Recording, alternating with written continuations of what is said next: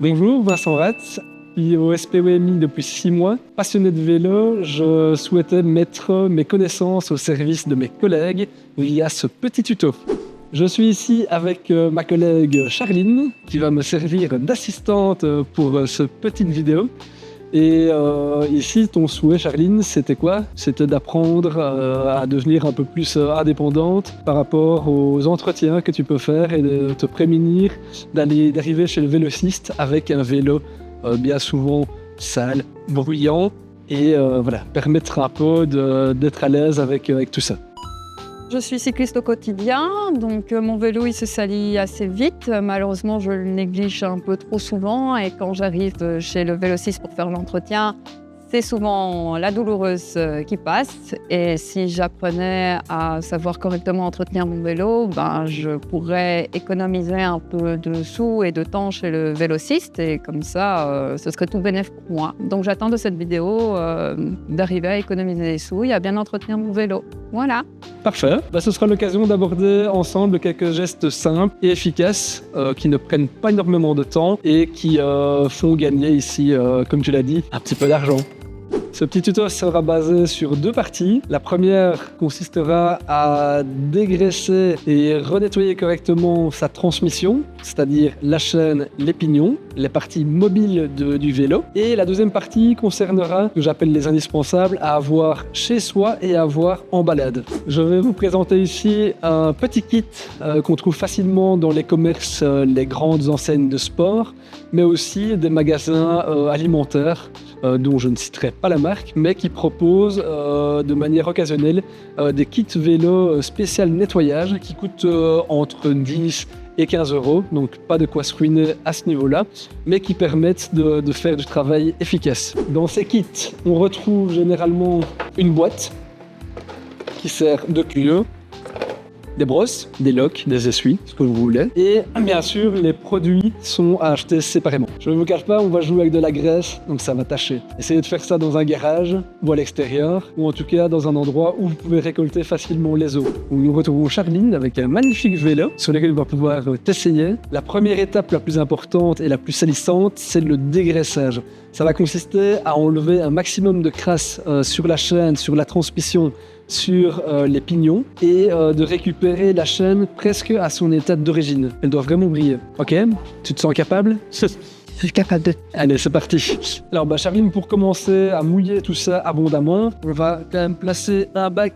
Le bac, c'est à ça que ça sert. Ça va permettre de récolter un maximum d'eau et de moins salir la zone. Pour mouiller abondamment, tu trempes, tu y vas. Alors, dans le seau, on a mis juste un peu de liquide vaisselle. Pas trop, hein. Il ne s'agit pas de nettoyer tout ça beaucoup trop.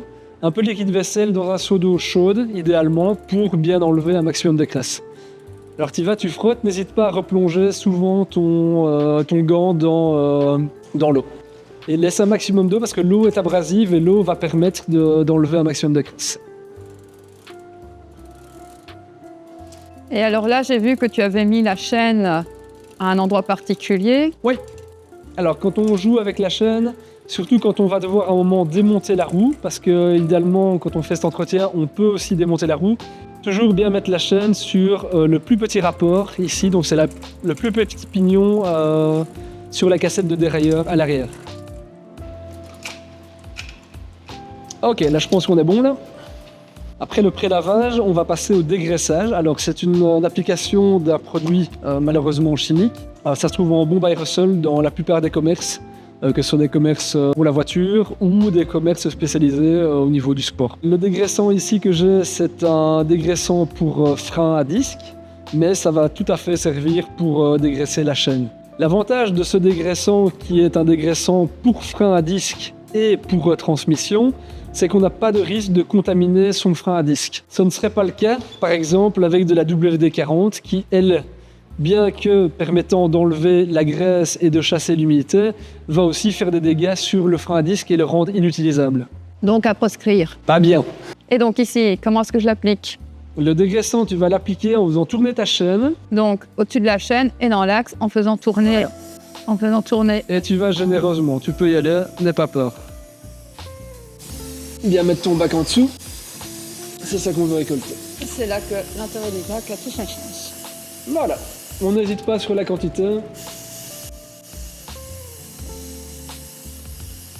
et on fait en sorte que la chaîne fasse bien tout un tour. Alors là, on va faire un petit zoom sur la chaîne. L'idée, c'est de l'entendre un peu craquer. Alors, et voit ici, donc quand je manipule la chaîne, qu'il y a encore des résidus dedans. On l'entend, ça craque. C'est pas encore nettoyé. Le dégraissant va enlever, on le voit sur mes mains, toute une partie de la saleté. Là, on voit ici, quand on passe ici, voilà, c'est noir. Donc ceci, on va devoir nettoyer avec de l'eau, encore une fois, pour rincer le produit dégraissant. Donc on recommence la première étape. Alors, avant d'enlever tout ça, on va passer à la brosse. Afin d'enlever la plupart des crasses, on va prendre chaque bout de chaîne et frotter généreusement avec la brosse spécifique.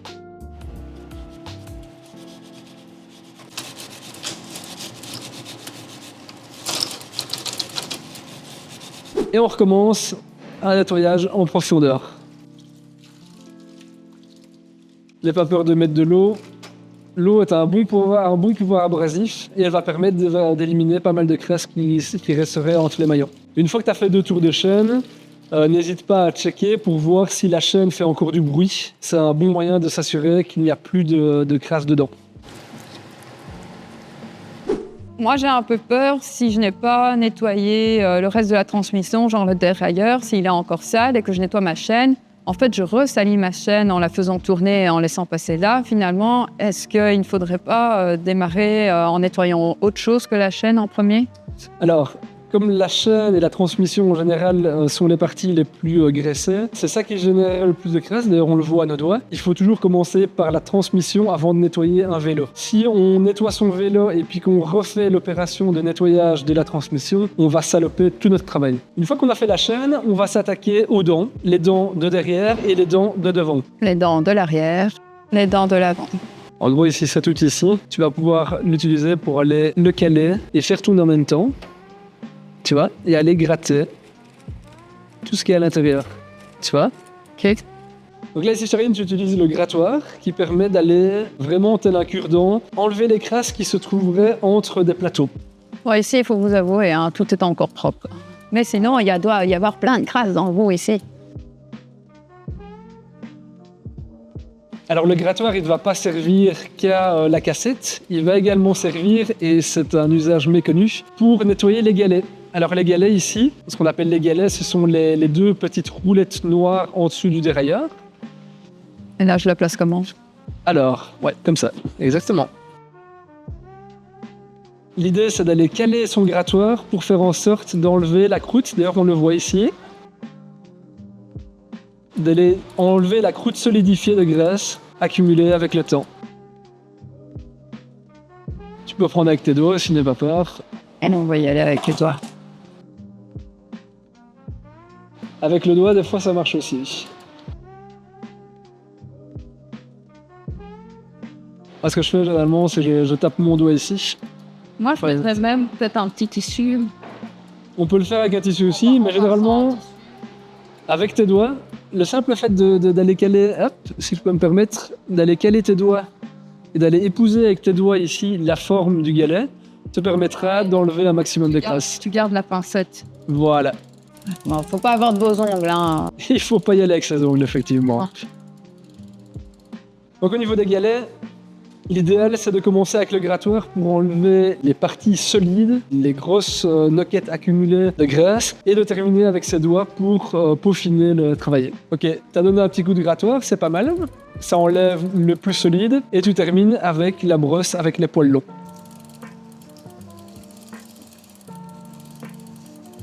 Une fois que tu as brossé tout ça, tu repasses un coup à l'eau un peu partout.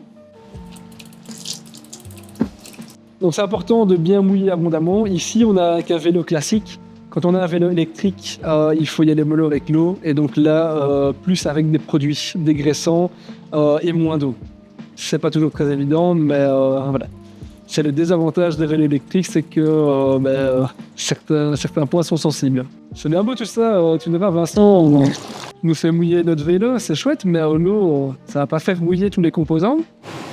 Ben non, si on la sèche tout de suite, il n'y a pas de problème de roulis. Donc l'étape suivante, ce sera de prendre un chiffon et de nettoyer et de sécher en profondeur. Au niveau des essuies, j'ai 2 essuies. Un relativement propre, est déjà un peu usé. On va commencer par celui qui est un peu sale, comme ça, il est piqué à ma maman. J'aurai pas de scrupule à lui rendre t'acheter. C'est son vieil essuie. Ça, il faut toujours un vieux et un propre. Et alors ici, je recommence du début avec la chaîne. Alors, tu commences par la chaîne Je commence par la chaîne. et tu frottes à fond. On fait comme la première fois. Exactement.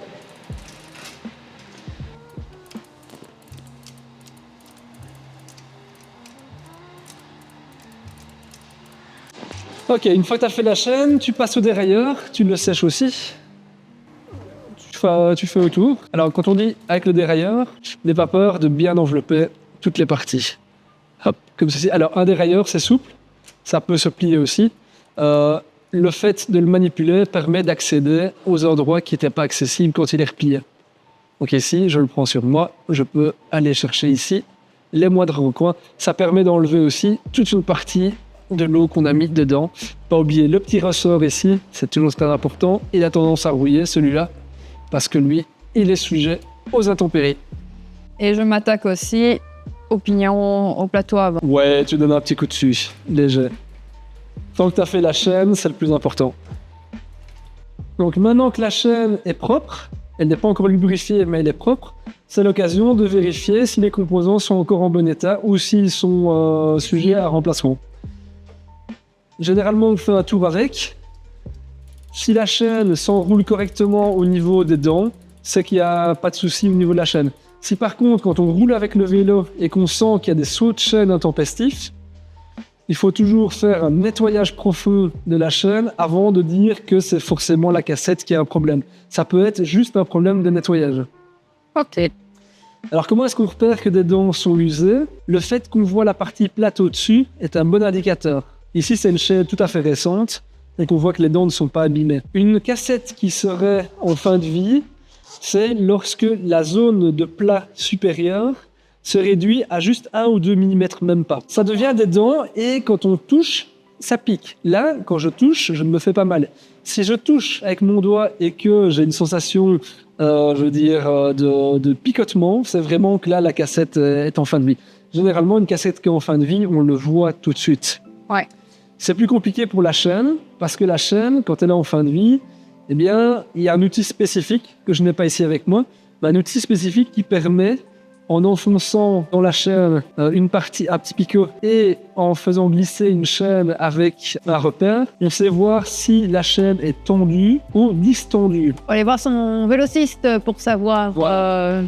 C'est encore mieux à faire quand on n'a pas tout le matériel comme moi. Une chaîne, c'est toujours compliqué de voir si elle est en bon état. Généralement, si elle est bien entretenue, ça permet d'avoir une durée de vie plus longue. Généralement, au bout de 3-4 000 km, si vous n'avez pas changé votre chaîne, il faut le faire.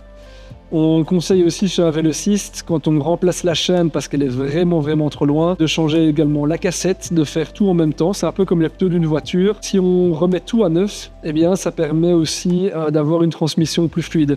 Si on remplace qu'un composant, c'est-à-dire uniquement la chaîne ou uniquement la cassette, et que les autres composants sont abîmés ou vieux, on aura toujours des problèmes d'usure. Dans ce cas-ci, Grégoire, lui, avec son vélo, a remplacé tout d'un coup. Donc là, on a fait une inspection des dents. La cassette, elle est nickel. La chaîne a l'air en bon état et correcte. Il n'y a pas de problème de maillon qui saute. Donc là, c'est parfait. On peut procéder à l'étape suivante, la dernière étape, c'est-à-dire la relubrification. Et pour ça, il existe plusieurs méthodes.